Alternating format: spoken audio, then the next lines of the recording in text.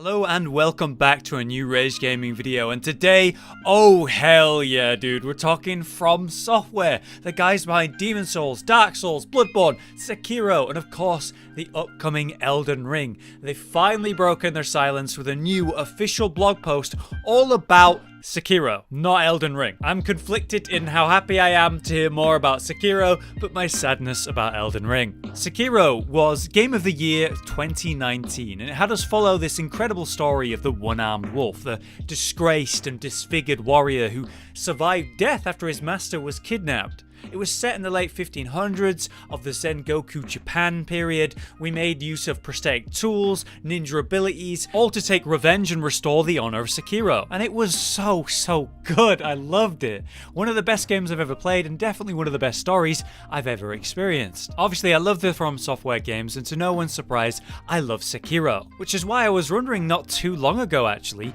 why unlike the rest of the games, did Sekiro never see a content update or like any DLC for that matter? A lot of the story was wrapped up pretty well and explained, but it did leave a little room for DLC. Maybe we'd see something like a prequel with the original one-armed warrior, the sculptor, or maybe the lightning archer, Tomoe. It sounds good to me and promising for From Software, who have continually put out some of the best DLC in any video games ever. Look at Artorias and Manus in Dark Souls 1, or the Old Hunters in Bloodborne. I trust them to create some kind of insane DLC for Sekiro, and yet we've heard about Elden Ring and the Demon Souls remake well before we ever heard anything about Sekiro, which was strange. But here we are, man. Finally, some big updates to Sekiro at last, and they're completely free. This October on the 29th, we will be receiving a free update that will introduce several new features. In this, we're going to be able to rematch bosses that we've already fought, for the first time ever experience a boss gauntlet. We'll also be able to unlock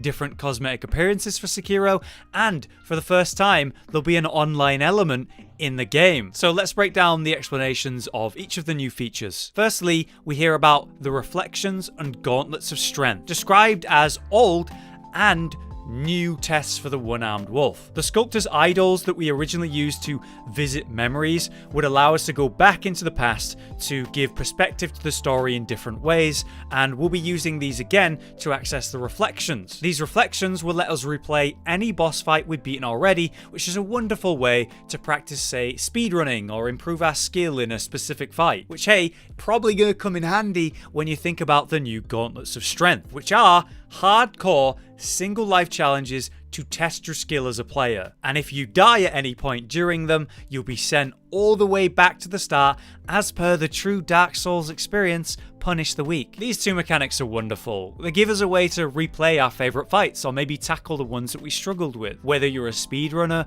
or just a player who wants to replay any fight without the effort of completing the entire game up until that point, this is really good news. And then the new challenges with the deathless mechanic, that's a solid way to address the replayability issues that Sekiro has faced more than any of the other Souls games due to its lack of an online element and the fact that it had a unique character with limited skill tree and gameplay style options. On top of all of that, we also have new outfits to unlock. The sculptor's idols will also offer the option to change Sekiro's outfits, with 3 being added in this update. In the wording, it said specifically 3 to become available with this update, which actually kind of hints to future updates and maybe more outfits. Anyway, we're going to have access to the Tengu outfit, which is those masked assassins who we dealt with from the very start of the game, and we also saw Ishin often disguise himself as one. And then there's also the old Ashina Shinobi, which has this convenient screenshot, very ninja-like, with the cowl, forehead guard, and mouthpiece. Hopefully he does the Naruto run too. These 2 outfits will be unlocked via the new gauntlets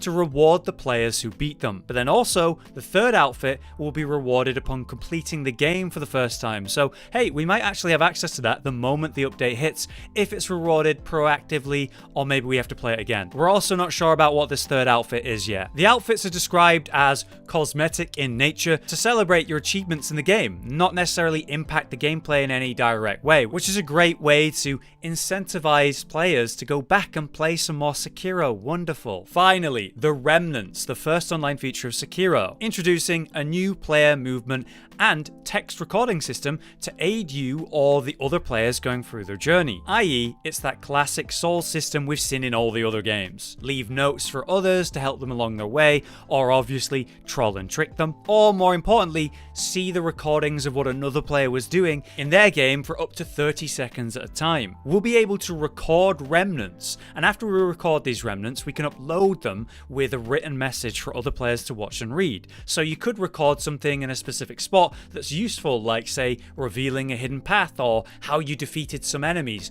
or again, very likely, and I'm looking forward to seeing this, troll people. If you do watch a remnant and then rate it positively, the owner will have their health restored for free, which might just help them in the middle of a fight, which is very similar to how when another player in your section of the game in a Souls game kindled a bonfire, you would receive an extra flask. In conclusion, this is a solid update for the game, and I'm really surprised. I thought Sekiro had its time in the spotlight, and From Software was moving on to their other projects. Understandable at this point, but it's wonderful to see this brilliant game finally see some more love from the devs, and to include new features like that gauntlet. I'm excited to dive back in, and that's the point, right? It's incentive and a reason to play the game again, which is always great. And I'm definitely looking forward to watching some streams and seeing how everyone tackles the gauntlets, because one life back-to-back fighting is no joke, and I'm sure it's going to be a lot of fun. So I guess the only question that remains is, will Sekiro ever see actual DLC content, like a new storyline or whatever? After selling over 5 million copies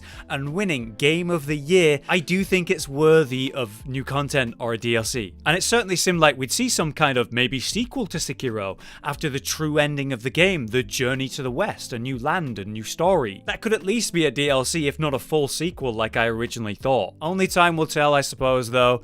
What do you think? Are we gonna see a DLC or even a sequel? Or is this update just a fun, small thing for players to enjoy while we wait for Demon's Souls and Elden Ring? Either way, thank you for watching. I've been Hollow, you've been you, and I'll see you next time.